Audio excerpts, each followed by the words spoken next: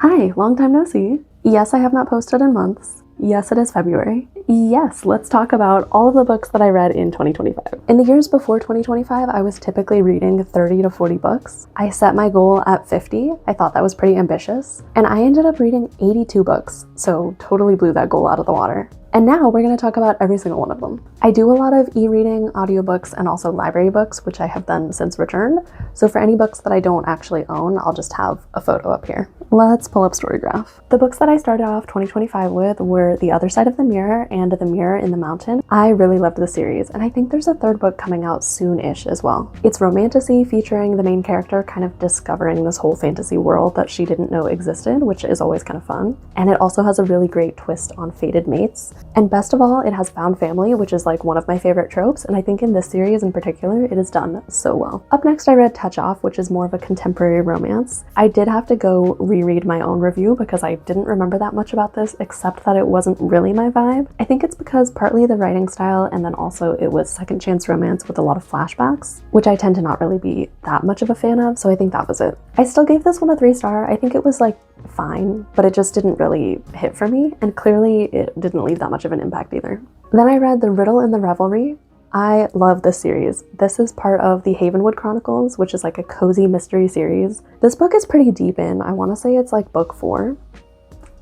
It's book 4. It's such a cozy series that I feel like I'm not really spoiling anything if I tell you about it, but also because it's book 4, it's kind of hard to lead up to it without giving stuff away. Also, the romance builds very slowly over the whole series, which I love a slow burn. And when I say I love a slow burn, I mean a multi-book burn. That's my kind of slow burn. So if you like very, very slow burn, very cozy, small town, magical vibes, go check out that series. Then I did my reread of Fourth Wing and Iron Flame in preparation for Onyx Storm, which released in January of last year. I did the graphic audio. I didn't yet own these copies. These copies, as you might know, came out later in the year, but then since I have them, I feel like I might as well just show them while I'm talking about Fourth Wing and Iron Flame. This was my first time doing the graphic audio and also doing a graphic audio at all. I really enjoyed them. I do think that graphic audios are good for a reread, but maybe not for your original read. I saw people posting online about how certain lines get skipped. The audiobook is fine, but graphic audio, they cut some stuff. I know this is kind of a controversial series. I really enjoy it, and I feel like the more that I've gotten into the world and the more that I've read, the more that I like it. I feel like when I first read Fourth Wing, I was not that impressed with all of the info dumping that happens because the main character is like coping with the stress of her new situation by reciting historical facts, and so it kind of feels like you're just getting a bunch of info dumping about the history of the world, but it grew on me. And now I really love this series. And then next, of course, we have Onyx Storm. I did go to the Barnes & Noble release party at my local Barnes & Noble for Onyx Storm, which was very fun and very cool. And then I read this immediately afterwards, like over the course of the next, I think, 2 days. I was just reading this book. Personally, I loved it. I've also heard some mixed things about this one. People saying that it's like a filler or that it's too fan servicey. I thought it was really fun. I had a fun time with it. I really enjoyed it. I thought it moved along the plot in a good way too. And honestly, I was not that emotionally destroyed by this. I kind of expect to be emotionally destroyed by the next book. This one, I was okay. Also, I'm the type of person where when I read, I don't think that hard about stuff. So to be honest, I don't really even have theories. I'm just waiting. Up next, we have Elemental Affections by Ryanne. It's very similar to Dark Academia, but it's like very hopeful instead of dark, but it takes place in like an academia university setting. Later in the year, I also read the sequel, so we'll talk about that one later on. This is book 1, and it's a romance between a student and her tutor, who later becomes her professor, and she's like his research assistant. He has fire magic, she has water magic. There's like a masquerade scene as well. Oh, it's really good. It's really good. You should go read this. Then I read what is vying to be one of my top books ever, Secrets of the Catalogue by Amelia Spencer. I actually read the first 3 books in the series, all that was out at this point in time, back to back. So Secrets of the Catalogue, Foundation, and The Dark Side of the Catalogue. And I rated every single one nearly 5 stars. Basically, our FMC discovers that she's what's called a librarian. Doesn't mean she works at a library. It means that she has the power to, with certain books, when she reads it, she can transport herself into those worlds. And then she goes on a bunch of adventures involving traveling into these different worlds and also the politics of like the overall librarian's organization. Also, there's a love triangle, which the author has hinted at becoming a why choose in the future. It's my favorite series ever at this point in time. You should go check it out. Then I read The Pumpkin Spice Cafe. And at this point in time, it was February, so very off-season, but I had heard good things about this one and I had been meaning to read it since the fall before. Very cozy, very cute. You might have heard of this series before. I think it's pretty popular. I read more in this series later on in the year, and I think it just kind of continued that like very cozy, cute, small town vibe. If you're into that, which it turns out I am, definitely recommend. Then I read Until We Don't by Kate Burrows. This was also an ARC read. It's a contemporary romance between the best man and the maid of honor at their friend's wedding. Anyways, it's a fun read. Then I listened to the audiobook of Order of Swans by Jude Deveraux. At the time, I feel like I didn't like this one that much. Since then, in 2026, I've read the sequel, and I feel like the sequel actually shed some light on the first book that made me feel more fond towards it. I think I was really just hypercritical of our female main character. She's like a PhD student, I'm a PhD student, and I found her to be very unrelatable and like not that bright and really annoying, and so I think I was just having issues with her.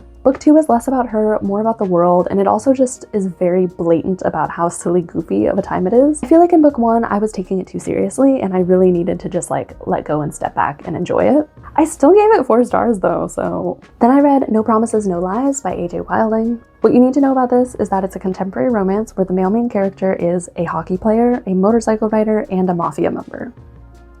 Need I say more? Then I read Twisted by Emily McIntire, which is not at all the first book in the series, which usually I try to go in order.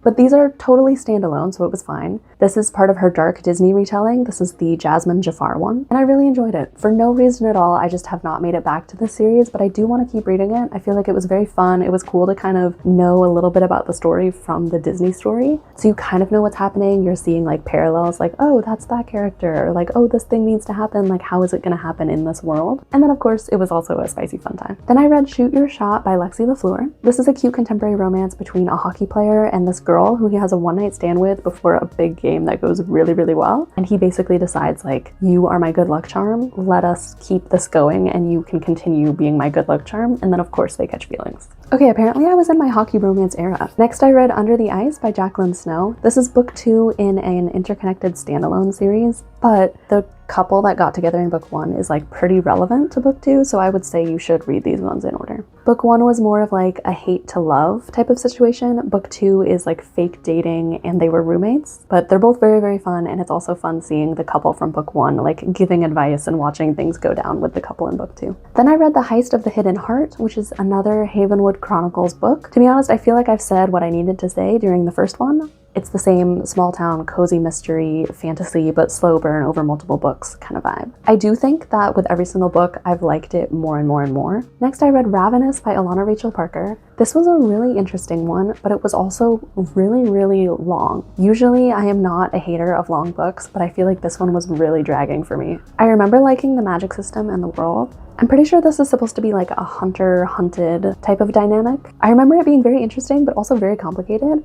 And more than that, very, very long. I remember being kind of frustrated where I was like, this book is so chunky and I'm still so confused. Like, could we not use some of these pages to explain what is happening? I did like it overall. I would be really curious about where it goes next because it was such a cool, interesting premise. Next, I listened to the audiobook of Enemy of My Dreams. Obviously, it's enemies to lovers, historical romance, and also it has a really, really fun found family. I really liked the way that it was done in this one. Main critiques that I saw when I was writing my review later were people criticizing kind of historical accuracies. I think this was like ancient Rome, but we have like a princess and that was not a thing. But if you can overlook that kind of stuff, which I completely did, I really enjoyed this. Next, I read Night Lore by Genesis Batista. This one, I will say, I think I had kind of a hard time connecting to the characters. I wasn't that invested in it, but I thought it was pretty cool that it really embraces this idea of like Fae having long lifespans. So things are happening over the course of like many, many years with like huge time skips.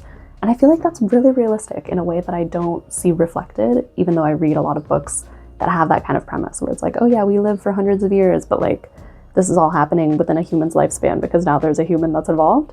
This one, very interesting, very different. Everything is like very spaced out. I thought it was cool, really interestingly done, but I still had kind of a hard time connecting to it. Then I listened to the audiobook of Lights Out, and I feel that it's important to share that I listened to the audiobook because I think that if I had e-read it or physically read it, it would have been really, really cringy and I would have liked it less. That being said, I think the audiobook narrators bodied this. They did such a good job. I am now a Teddy Hamilton fan for life, and I have been seeking him out as a narrator in future books. If you haven't heard of this one, it's a dark romance, but it's kind of comedic, so I've heard that it's a good entry into dark romance, which I think is where I'm at. because even though it's dark, it also does not take itself too seriously, or not seriously at all. It's very silly, goofy, kind of cringy. Basically, our FMC has a thing for guys in masks, and our MMC is a viral TikToker who makes spicy content in a mask. I'm not going to say more on it than that, partly because I don't want to spoil, and partly because I do not want to talk about it, but do check your trigger warnings before you read this one.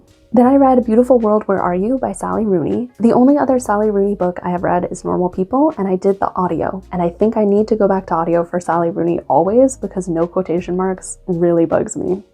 I feel like I should like Sally Rooney because I do like kind of pretentious dark academia type writing, which I feel like maybe hers isn't dark academia necessarily, but it is pretentious in that same way. But I just feel like I'm not that big of a Sally Rooney fan, even though I keep trying out her books. Maybe with the next one. This one follows a writer. It's kind of about her friendship. It's kind of about this romance with this guy who's honestly not that great. I feel like a big theme in Sally Rooney's books, at least the two that I've read, is really highlighting the mundane. So there's not like any extreme crazy events or extraordinary circumstances. It's just like, this is life. Here are these characters and here's what they're going through and their dynamics with each other and their relationships. Then I did the audiobook of Save the Date by Allison Raskin. This is a fun contemporary romance where our FMC was engaged, had the wedding planned, date is set, venue is booked, everything is ready, but then gets dumped by her fiance. She's also a content creator, so she takes this as an opportunity to make content about it, instead of the normal thing to do, which would be to cancel everything and cry. I mean, she does cry, but she doesn't cancel everything. Instead, she decides she is going to find someone, date them, and marry them in place of that fiance at that same pre-booked wedding. I expected this to be more of a love triangle, whereas instead it was very obvious who was going to be like the guy that she should end up with, but it was still a really fun time. Then I read Lovesick by Deirdre Duncan. This is like a hate to love Grey's Anatomy type of book. They're like OBGYN residents, they get off on the wrong foot, but then they become friends and then they become more. It's really cute, I really liked it. Then I read Moonborn by Ashley Olivier. The female main character is like cursed from birth. She has to like leave her whole life behind to escape. Once she flees away to this other town, she ends up meeting this shadow-wielding prince who's also trying to figure out some magical stuff. It's a pretty interesting premise, but this one honestly did not really stick with me that much. I put a note that this one also has some dark themes, so do check your trigger warnings. Next I read Deeply Examined by Lexi Davis. This one is honestly just spicy. It's a gynecologist and his patient. He's also unhinged and obsessed with her. So if you're into that, yeah. Then I read Summer in Tahoe by Erica Everett. We'll talk about this more later because I did read the third book in the fall as well. But I love this series and this author so much. These are contemporary small-town romances. They're technically standalone, but I do recommend reading them in order because the characters are friends with each other, so some stuff kind of comes up and they're like relevant across the books. Out of all three, I think Summer in Tahoe is my very favorite one.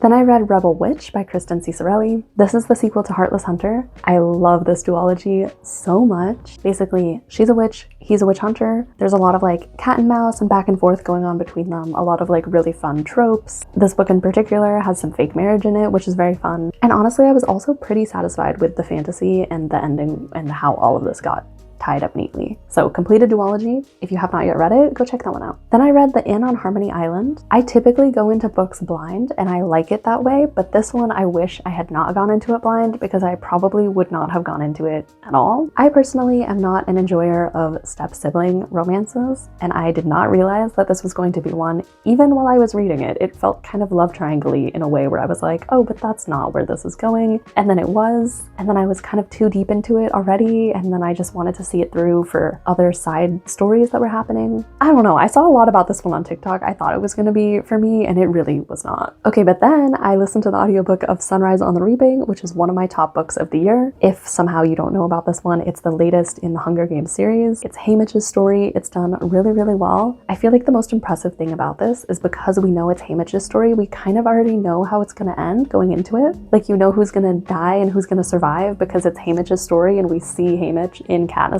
story. So you would think that it wouldn't be quite as emotionally devastating because you already know that, and somehow it is still so completely emotionally devastating.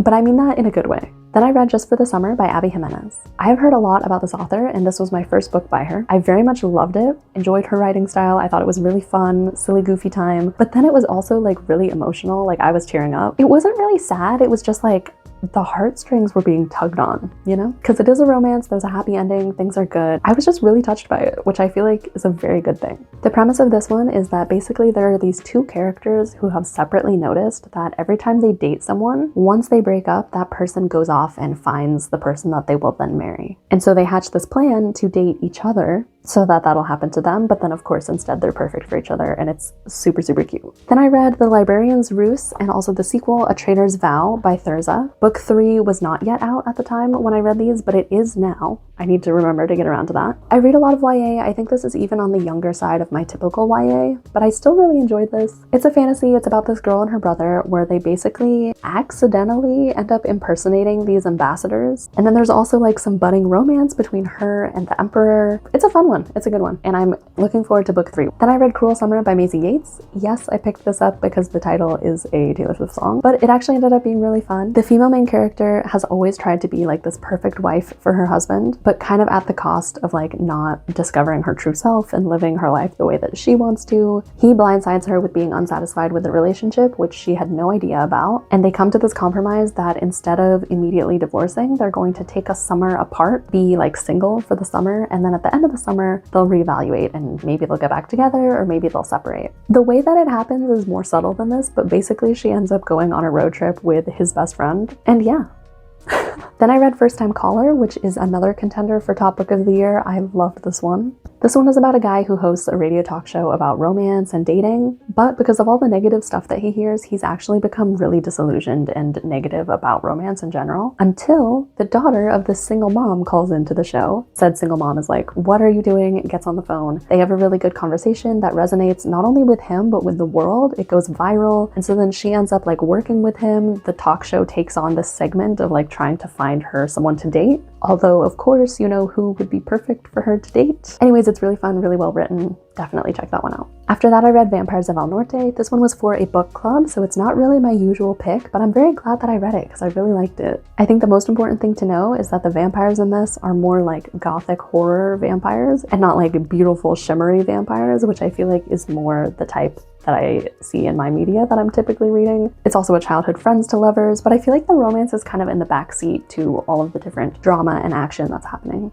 Then I read Summer in the City by Alex Astor. This one is a billionaire romance, but it's also hate to love. And honestly, the whole thing is very much like a love letter to New York. Really cute, really sweet, really fun. I wish someone would buy me a cafe so that I could always have my favorite spot at the cafe and also my favorite coffee order and favorite pastry every single day. That's the dream. Next, I read Wicked Cruel Things. This is a really cool fantasy. I did do the audiobook while I was driving, and I think maybe I need to revisit this in a different format, but it was a really cool premise with really interesting world building. The takeaway here is that it didn't really hit for me at the time, but I think that it could, and the world building, magic system, all of that was really unique and interesting. Then I read The Bonekeeper's Daughter, which is in fact the winner for favorite book of the entire year. Warning that it is a chonker. It's a long one, but I still really, really loved it. Basically, there's this girl who inherits the position of bone keeper, which previously has only been held by a man. So she's also facing kind of like misogyny within her town, even though she is supposed to be like very highly esteemed, because the position that she holds is that she can communicate with the bones of the dead. And the way that they've constructed their town, there's like bones everywhere. So she can help people talk to their ancestors. She can relay wisdom from them. It's supposed to be like a very prestigious, well-respected position, but there's a lot of corruption going on in her town. So she's basically kind of wrestling with that. And then of course there's also like various romance going on. I think this is ultimately a why choose, but it's currently such a slow burn that you don't really know it.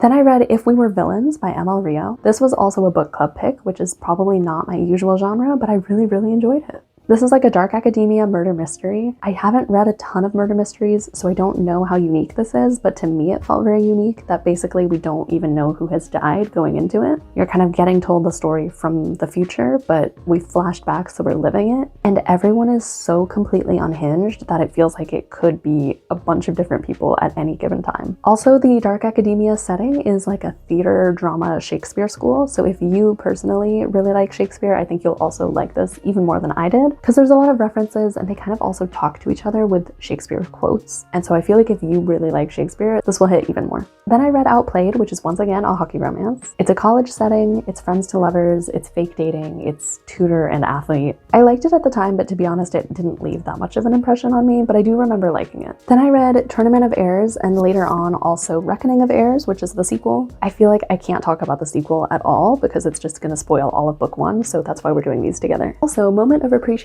for this edition, it is actually the prettiest book that I own. This is like if the Hunger Games took place in the time of ancient Aztecs. Basically, there's a bunch of different empires and they all send 2 different heirs to go compete in this game where only 2 can survive. So you've got deadly competition, enemies to lovers, and then also a mysterious prophecy that they're trying to figure out. There's also some really wholesome family and sibling dynamics, especially in the first book, and be prepared for some emotional damage, also especially in the first book. Then I did the audiobook for Caught Up, which is the sequel to Lights Out. I think these are standalone because I feel like the first book was not that relevant to the second one, but the characters are present, so you should read it in order. The main characters have some history from when they were younger, and when they are now getting together later on in life, she is a spicy content creator, and he is like a mafia member, and he's obsessed with her in like the best way. Then I read Growing Memories, which is the sequel to Elemental Affections, which I talked about earlier. I didn't talk about these together because they're technically standalones, but I probably should have, because you should read these in order. It's just that Growing Memories came out in August, so I read it much later in the year. I really love both of these books though, you should go check it out. Book 2, Growing Memories, is between a horticulture professor, as I like to call him, Plant Daddy, and this girl that he has some history with, who's kind of regaining her confidence and her abilities in magic. Then I read Lore of the Wilds. This one I think I was a little disappointed by because I went into it wanting to love it so much. The premise is so cool. She's like this human who gets abducted into the Feylands to help them sort out this magical library that only a human can enter. But I feel like the actual execution kind of fell flat for me. That being said, I am still interested in book 2, and I do want to read that at some point in 2026. Then I read Thrill of the Chase by Catherine Nolan. This is a sapphic treasure hunting romance where one of them is a writer and one of them is related to a very famous treasure hunter, and so they're both kind of chasing the same story and then ultimately have to work together, which I thought was a very unique and fun premise. Then I read Not in My Book by Katie Holt. This one is kind of cheesy, but I really liked it. Our MMC and our FMC are both aspiring writers in the same writing program, and they're rivals. They kind of hate each other. They get into like verbal fights even in class. And finally, their professor basically says, if you want to stay in this class, you have to do a project together. He writes literary fiction, she writes romance, and so they're essentially writing a romance with a sad ending together, and then during this process falling for each other. It's very cute. It's a little cheesy. It's so good. Then I read Only Lovers in the Building, which I thought was a really fun contemporary romance. Our FMC gets to her breaking point, quits her job, decides to spend the summer staying in this apartment building, and she ends up forming a book club with this really hot guy who's a neighbor, and then also some other members of the building. And it's just a really fun, great dynamic. Then I read Red Zone by Riley Page, which is a football romance, but it's book 2 in an interconnected standalone series, and I actually did not realize that. I don't know how much that affected my enjoyment, but typically I do try to read those in order, so I would recommend starting with book 1. In this one, she is the coach's daughter, but she's also doing a media internship, and so she's trying really hard to stand on her own and not depend on his connections. She's doing the media coverage for one of the football players who she actually does not like. There's a lot of bantering between them, but then also he's the only one who really sees her. Very cute. Then I went back to hockey romances, and I read Collide and also book 2 Spiral. Again, interconnected, standalone, but you should read them in order. I really like these. They're super cute, super well done. In this one, she is a psychology student, and her advisor basically tells her that she has to do a project on hockey, even though she personally has been trying to stay away from hockey for personal reasons. And he is the captain of the team who is currently kind of in hot water, and so to get out of trouble, he has to volunteer to participate in some kind of project. Very cute. And then this couple that gets together also features in book 2. So this is a different hockey player on the same team, and he is fake dating this ballerina. This one is actually my favorite of the 2, and then book 3 is out already, but I have not yet read that one. Then I did the audiobook for Spellcaster. This one, I think I overhyped and I went into it with too high expectations, and so then I got disappointed. I just felt like I had a hard time connecting to the main character, and some of her reactions and her commentary they just didn't match what I would have expected, and some of it was kind of cringy as well. This book wants to be enemies to lovers so badly in all of the marketing, but I feel like it's really not. It's more like a mysterious past unknown dynamic to lovers. This guy is really just like very broody, and there's some circumstances that could give him a reason to hate her, but he hasn't actually really shown any hate towards her at all. But she thinks that he hates her because of course. Still, it is kind of a cool world. I do love a magical college, and I'll probably keep an eye out for book 2. Then I read If Not For My Baby by Kate Golden. This one is the one that was under fire a little bit for being basically Hosier fanfic. As someone who really likes Hosier, I see that, but also it was really well written. He was yearning a lot, and I loved it. This is a rock star romance between the rock star Halloran and his latest backup singer. She's very new, both to being a professional backup singer and also to their specific tour. So she's like getting to know everyone, getting to know the team, and then also, of course, falling for the lead singer. Then I did the audiobooks of Apprentice to the Villain and Accomplice to the Villain. I had read Assistant to the Villain the year before and then completely forgotten that there were more books out, so now I'm caught up. I really love this series. It's very much a silly, goofy time. It does not take itself too seriously, but there's also still a decent amount of plot that's like really moving things along. If you have not checked these out yet, the premise is that there's this evil villain, but he's kind of running his villainy in a corporate office, and he's very much in love with his assistant, even if he's also in denial about it. Then I read A Reign of Blood by Samantha Gonda. This was a really interesting one. There were a lot of twists in this that I did not see coming. I went into this blind, and I genuinely think that that is the best way to enjoy this book, so I don't want to say anything at all about it, except for that I enjoyed it, and you should go into it blind. Then I read Flirting with Murder, which is like a YA rom-com murder mystery book. Basically, these two high schoolers are visiting their grandparents for the summer, and their grandparents live in this apartment building with a bunch of other elderly folks who love murder mystery games. The owner of the building, who is a dear friend to everyone in the building, has recently passed away, so there's also some new people, some like family members, some people sorting things out who are also there for the summer, and then there's an actual murder, and they're like solving it and figuring everything out. Very fun, very cute. Then I listened to the audiobook of Julia Song is Undateable. This was such a fun one. Basically, girl boss Julia Song has been building up her skincare empire and not really been dating, partly because she didn't have the time and partly because she's really bad at dating. Her grandma guilt trips her into dating because she wants her to like get married and all that good stuff while her grandma's alive. And since she's such a girl boss, she has life coaches in like all the different aspects of her life, and so she thinks, why not get a dating coach? But then of course the dating coach that she gets is A, a childhood friend, and B, she catches feelings for him. Next I read A 5-Letter Word for Love, which is basically a Wordle-based love story. The FMC is a receptionist at an auto body shop, and then she ends up bonding with one of the mechanics who previously she thought was very standoffish because they both play Wordle. She's also kind of having like a life crisis and trying to figure out what she wants to do with her life besides being this receptionist. And he is both helping her figure it out and then also giving her a reason to stay, and so there's some tension there too. There's more to it than that, but it's a really cute, sweet read. Then I finally came back around to The Cinnamon Bun Bookstore, which is book 2 in the Dream Harbor series following The Pumpkin Spice Cafe.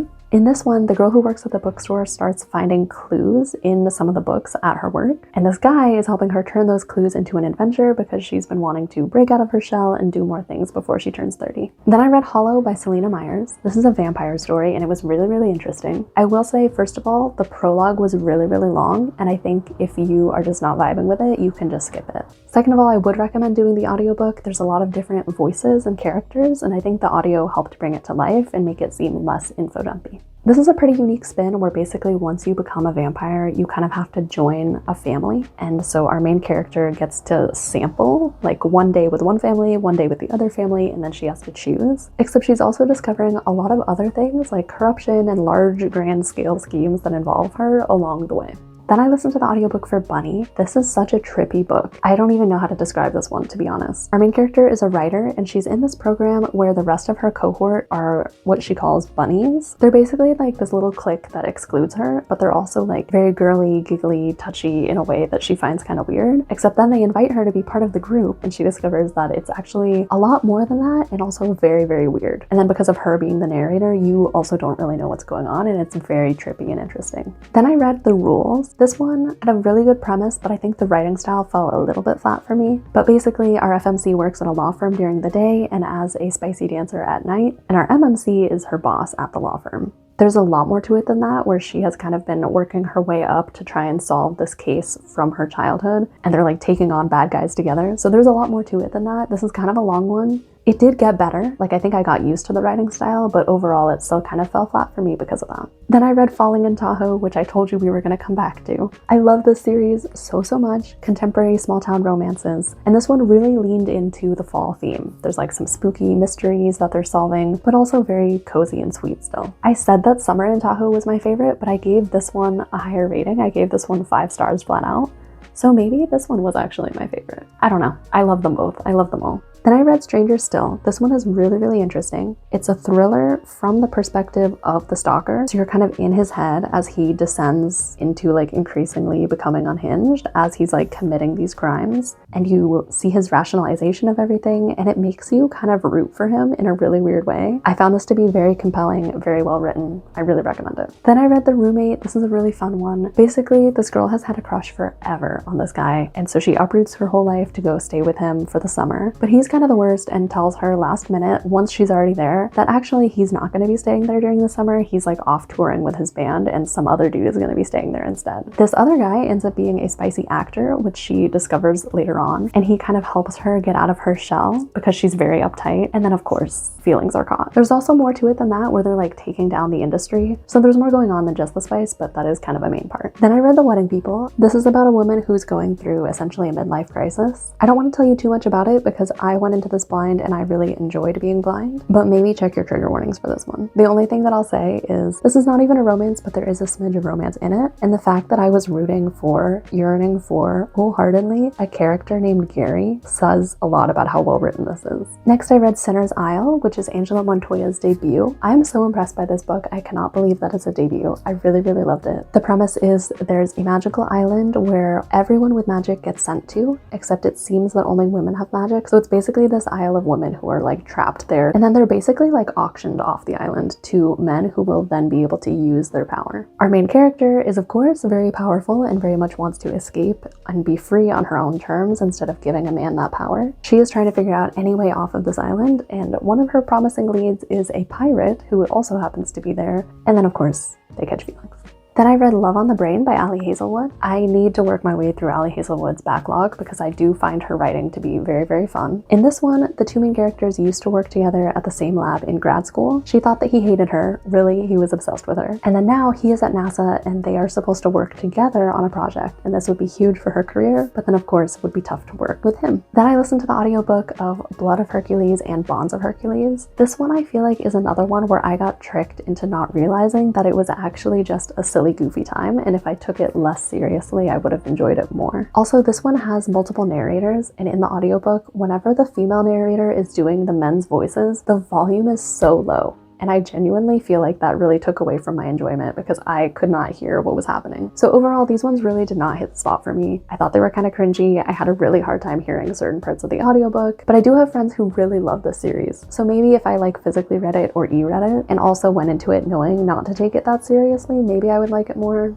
Then I did the audiobook for The Library of Fates, and I really loved this one. I don't really like second chance, and I also don't really like flashbacks. This book proved me wrong. It's a second chance romance. There's basically alternating between flashbacks every single other chapter, but I loved it. I thought it was done so well. Basically, there's this magical library, and the library is powered by this one magical book, and the book is powered by people's confessions. The previous librarian has rather suddenly and unexpectedly had a heart issue, and she has died, and so her apprentice is kind of stepping into these shoes, and she and the librarian's son have to figure out what's going on with this book and also kind of untangle some mysteries about their past when they used to date. It's really good, and the audiobook narration is also fantastic. Then I read Fall of Ruin and Wrath. I'm not super interested in reading more of this. I feel like it was spicy, but in a weird way. I feel like it was very spice focused, but the spice didn't hit for me. And a lot of the world building itself was structured around the spice almost, like there were details and facts about like what the Fae characters are even like that were just so related to it. It was kind of weird. There was still some plot happening, and I was kind of interested at the very end because it did end on a cliffhanger, but I don't know that I'm really that eager to pick up the next book. Then I read The Hollowed by Amelia Perez. This is a zombie apocalypse book where the female main character has developed a vaccine, and the male main character is in charge of escorting her on this very treacherous journey to another facility where they can make use of that vaccine. The way that it ended off, I'm very intrigued about what's coming next. Then I got into seasonal reads for Christmas, starting off with The Christmas Tree Farm, which is book 3 in the Dream Harbor series that I've talked about before. This one was really cute. It's between the Christmas Tree Farm owner, who's kind of just newly moved into town and is revamping the farm, and then one of the previously established members' brothers who is in town visiting. Their dynamic is really cute, and what I liked even more is actually the found family overall, because we're kind of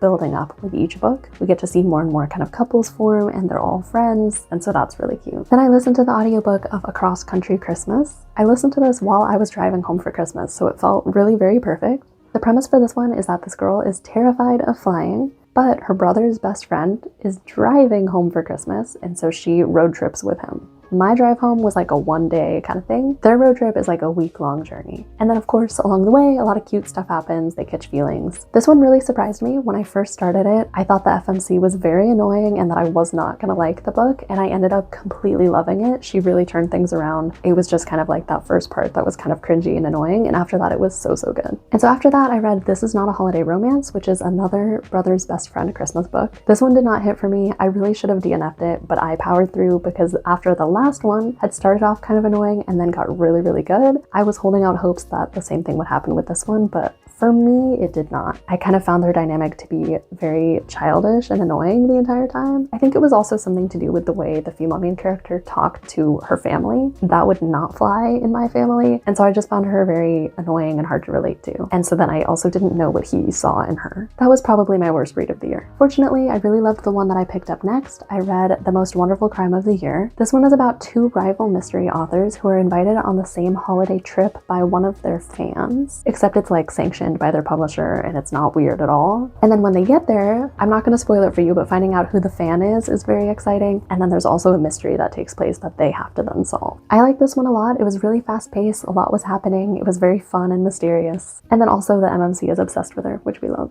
Okay, and then last but not least, I read Snow Plays Like Home. This is a contemporary fake dating romance. Essentially, this guy wants to bring home someone because of some sibling rivalry. He like only gets to sleep in a bed in the bedroom if he has a girlfriend. Kind of a silly premise, but his local barista is down. The town that he's from is very quaint and they go all out for Christmas, and she loves Christmas and has always wanted to experience kind of that like Hallmark town vibe. And so she agrees to go along with this and to fake date him. And then of course, they catch feelings. The only thing that I didn't like about this is I feel like this guy is like learning to be a good person, which I had a hard time with. I feel like a lot of the time, especially in like a hate to love romance, it's just that the guy is misunderstood. It's like these things that he's done make her think that he hates her or make her think that he's a bad guy, but then he's actually not. This guy was like actually a bad person before he started dating her. He comes around, but I feel like it made it a little bit of a tough read for me because it was so hard to root for him. And those are all of the books that I read in 2025. All 82 of them. Thank you if you are still watching this. I really appreciate that. I feel like I've seen other booktubers have this issue where they're like, oh, I filmed for so long that the light faded, but I did not expect that to happen to me, but then with this video, it did. Let me know if you've read any of these as well, or if any caught your eye that you would like to add to your TBR. And cheers to 2026. Happy reading.